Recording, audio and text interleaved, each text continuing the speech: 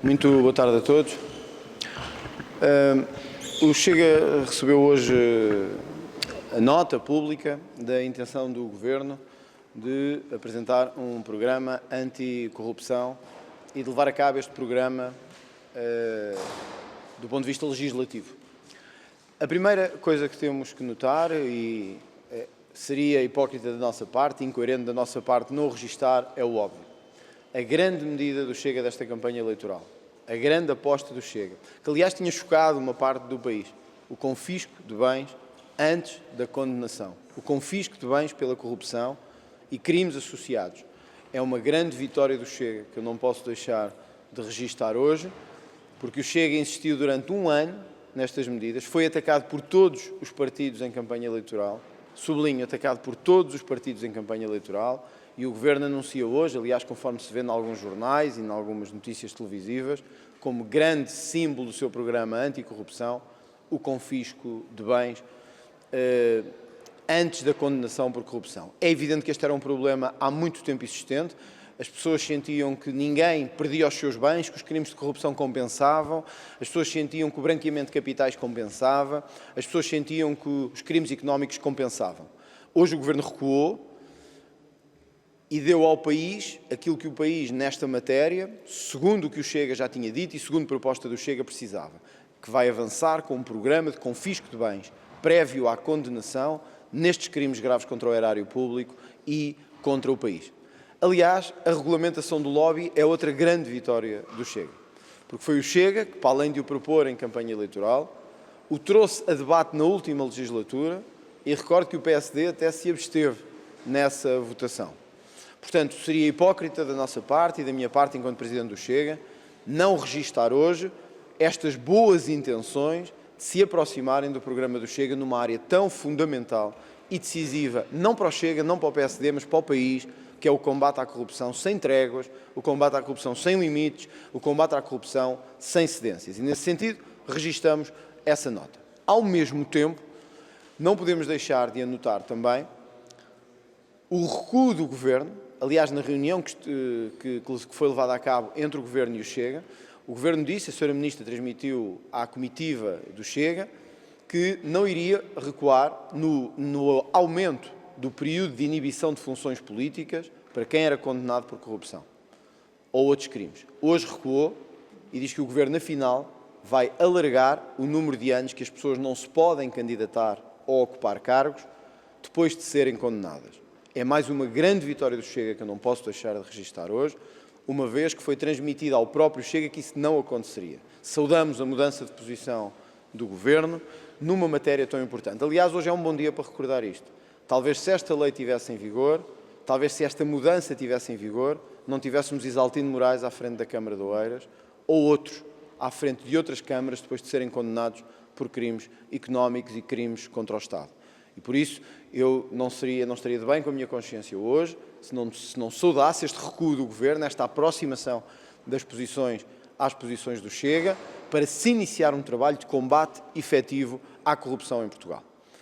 Por outro lado, não posso deixar de dizer também, em nome da delegação do Chega e do Grupo Parlamentar, que o Governo, para já, limita-se a apresentar, sem calendarizar e sem especificar, um conjunto de medidas que não nos diz como é que vai concretizar. E já era tempo e trabalho de o fazer. O Governo está a procurar ganhar tempo numa matéria que não se deve procurar ganhar tempo. Deve-se agir. Dou alguns exemplos. O Governo diz que vai avaliar a especialização dos tribunais, ou a possibilidade de especialização dos tribunais. Como? De que forma? Diz que vai rever as normas do inquérito criminal. Como? De que forma? Em que prazo? Tudo isto são tópicos que o Governo devia dizer-nos hoje que medidas concretas é que apresentava, de que forma as apresentava e quando é que as vai trazer ao Parlamento para discutir. Caso contrário, elas são um caderno vago de intenções que não acrescentam nada. Por outro lado, também é preciso dizê-lo, o Governo manifesta a intenção, neste documento, de fazer uma consulta pública deste programa. O que nos dá a impressão de que o Governo quer atrasar o mais possível a entrada em vigor das medidas de luta contra a corrupção. E isso preocupa-nos. Parece que o Governo quer ganhar tempo, que não quer levar a cabo nem aprovar estas medidas, nem as quer trazer ao Parlamento. Aliás, no mesmo sentido, vem a criação de uma comissão eventual. O Chega não se oporá a nenhuma comissão eventual, mas vamos ser francos. O país não precisa de mais comissões eventuais para analisar diplomas. O país precisa de trabalho, precisa de leis concretas, rápidas, que permitam lutar contra a corrupção de forma efetiva e de forma rápida, que permitam confiscar bens, que permitam apreender o produto do crime da corrupção e etc.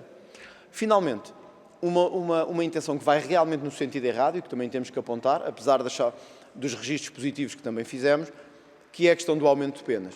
O Governo recusa aumentar penas em casos de corrupção.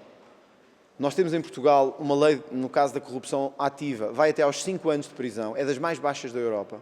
Das mais baixas da Europa. O Governo recusa-se a aumentar as penas, que era algo que é evidente que tem que ser feito, mas aumenta as multas e as coimas. Ou seja, para sacar dinheiro está tudo bem. Para aumentar penas de prisão, isso já não.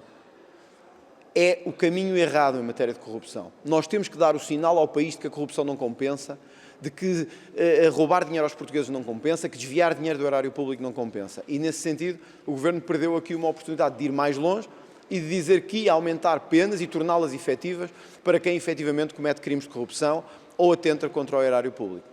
Portanto, saudamos os tópicos que eu referi, não deixamos de referir um programa ainda muito vago e sem calendarização que esperamos que venha a ser concretizado rapidamente, mas instamos o Governo, e este é o apelo derradeiro que eu faço, a que se deixe de comissões eventuais, a que se deixe de prazos dilatórios, a que se deixe de consultas que vão atrasar isto durante 1 ano ou 2. Vamos trabalhar, criar leis efetivas, rápidas, estamos disponíveis para isso, para rapidamente quem cometer crimes de corrupção em Portugal tenha 2 destinos: perder o seu património todo e ir parar à prisão. É fácil, é rápido e com o Chega será facilmente aprovado neste Parlamento. Primeira questão. O Governo terá todo o apoio que precisar se efetivamente concretizar aquilo que tem sido dito, que é apreendermos os bens antes da condenação para crimes de corrupção, irmos no sentido de aumentar penas e tornar o processo mais rápido. Eu acho que isso nem devia ser uma questão de direita e esquerda. O país inteiro quer isso, qualquer partido que não esteja do lado disso está do lado errado da história.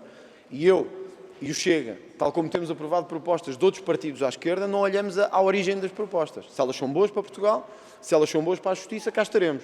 E o Governo sabe que isso nunca terá em nós uma força de bloqueio na luta contra a corrupção. Segundo aspecto, que é particularmente importante, pode-se considerar ou não que retirar os bens, ou digamos, apreender os bens às pessoas, para usar uma terminologia popular, antes da condenação, pode violar a Constituição ou não. Isto já existe na lei portuguesa. Tem sido aplicado, porque a lei também não é a melhor, tem sido aplicado com poucos resultados. O caso de Manuel Pinho é evidente. Manuel Pinho foi agora condenado a não sei quantos anos de prisão, 7 ou 10, não me recordo, vive com uma pensão de 12.000 euros numa quinta em Braga.